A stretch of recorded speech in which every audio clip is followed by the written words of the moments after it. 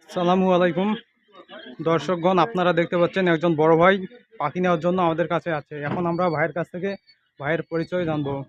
আসসালামু আলাইকুম ভাই, ওয়ালাইকুম আসসালাম। আপনি কই থেকে আছেন? ভাই আমি পাবনা থেকে আসছি, পাবনা জেলা সাতক্ষীরা থানা।